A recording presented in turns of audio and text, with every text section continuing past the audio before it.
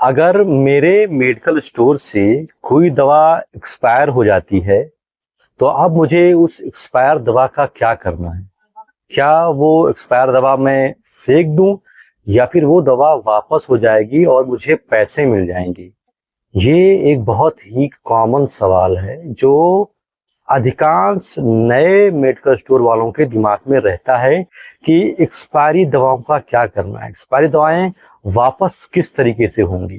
तो इस कॉमन सवाल का जवाब जब आप दवाओं को परचेज कर रहे होते हैं उसी समय मिल जाता है। दरअसल आपको मार्केट में दो प्रकार के थोक विक्रेता दिखाई देंगे। पहले जो कंपनियों के एथराइज्ड स्टॉकिस्ट होंगे और दूसरे वो जो दवाइयां कटिंग पर बेचते हैं, मतलब वो किसी कंपनी के एथराइज्ड स्टॉकिस्ट तो नहीं है लेकिन सभी कंपनियों की दवाइयां रखते हैं। तो ये दो प्रकार के स्टॉकिस्ट होते हैं। अब आपने किस प्रकार के स्टॉकिस्ट से दवा परचेज की है ये डिपेंड करता है कि आपकी दवा एक्सपायर होने पर वापस होगी या नहीं होगी। आइए पहले बात करते हैं सबसे पहले प्रकार की, यानी कि एथराइज्ड स्टॉकिस्ट के बारे में। एथराइज्ड स्टॉकिस्ट वो होते हैं जो कंपनियों से सीधे टच में होते हैं। अगर आपने उनसे दवा खरीदी तो दवा एक्सपायर होने के बाद वापस हो जाएगी, कुछ परसेंटेज काटने के बाद आपको आपके पैसे मिल जाएंगे। लेकिन उनसे परचेजिंग करने में समस्या ये आती है कि मान लीजिए आपको 100 दवाइयां खरीदनी है और वो 100 दवाइयां 25 अलग अलग कंपनियों की हैं, और अगर आप स्टॉकिस्ट के पास गए तो उसने बताया कि भाई मैं 5 कंपनियों का ही स्टॉकिस्ट हूँ, एल्केम, मैक्लियार्ड्स, एफडीसी, सिप्ला और ल्यूपिन।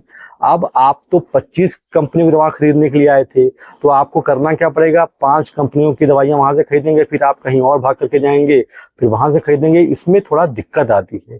इससे बचने के लिए लोग क्या करते हैं कि किसी कटिंग वाले के पास चले गए, वहां पर सारी दवाइयां मिल गई, सारे कंपनी की दवाइयां मिल गई और वहां से उन्होंने उठा लिया।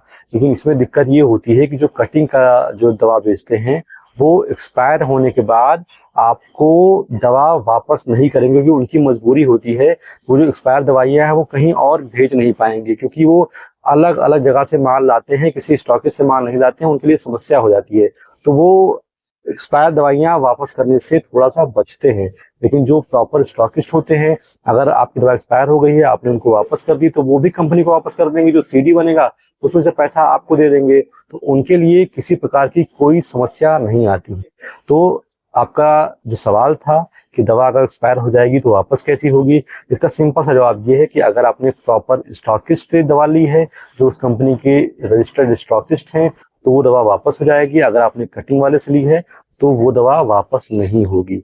अब आपको करना ये है कि जब भी ऐसी दवाओं का परचेज करें जो बहुत कम बिकती है, जिनके बिकने की संभावना थोड़ा कम होती है या देर में बिकती है, उसको आप प्रॉपर स्टॉकिस्ट से ही लें। क्योंकि अगर वो दवा अगर वो दवा एक्सपायर भी हो जाती है तो आपको समस्या नहीं होगी, वो दवा आराम से आपकी वापस हो जाएगी।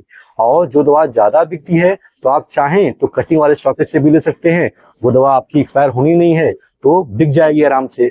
तो ये अगर आप एहतियात करते हैं तो आपको अल्टीमेटली फायदा होगा। और यही तरीका है, यही थ्योरी है कि दवा आपकी जो एक्सपायर हो गई वो वापस होगी या नहीं होगी। आशा करता हूं कि मैंने आपको क्लियरली बात समझा दी हो, वीडियो आपको अच्छी लगी हो। अगर आपके लिए यूजफुल है उसको लाइक कर दीजिए। ऐसी वीडियो और चाहते हैं तो इस चैनल को सब्सक्राइब करना बिल्कुल ना भूलें। फिलहाल अभी तक मेरे साथ इतने धैर्य से बने रहने के लिए आप सभी का बहुत बहुत शुक्रिया।